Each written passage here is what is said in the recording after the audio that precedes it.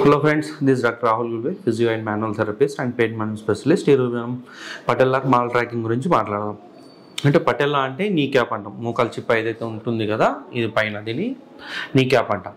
So యూజువల్గా ఏంటంటే ఇది ఇక్కడ ఉండే మనకి నీ జాయింట్ సరౌండింగ్లో ఉండే మజిల్స్ వీక్ ఉండడం వల్లనో, లేదంటే టైట్ ఉండడం వల్లనో, లేదంటే ఓవర్ యూజ్ అవ్వడం వల్లనో, లేదంటే ఫ్లాట్ ఫిట్ ఉండడం వల్లనో, లేదంటే క్యూ యాంగిల్ మనకి ఫెమరల్ యాంగిల్ ఎక్కువ తక్కువ ఉండడం వల్లనో, చాలా కారణాల వల్ల ఈ ఏదైతే పటెల్లా ఉందో ఇది ఇన్స్టెబిలిటీ ఉండడం వల్లనో, లేదంటే మనకి చాలా క్రిప్టస్ లాగా సౌండ్స్ వస్తూ ఉంటాయి అన్నమాట. కూర్చొని నిలబడేటప్పుడు, లేదంటే మెట్లు ఎక్కేటప్పుడు, లేదంటే మెట్లు దిగేటప్పుడు చాలా టక్కని సౌండ్ వస్తూ ఉంటుంది.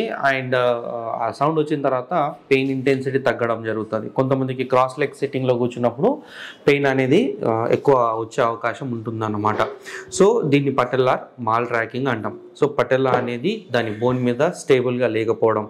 ఈ కండిషన్ని మనం ఫిజియోథెరపీ ట్రీట్మెంట్లో చాలా మంచి రిజల్ట్స్ వచ్చే విధంగా ట్రీట్మెంట్ చేసే అవకాశాలు ఉన్నాయి.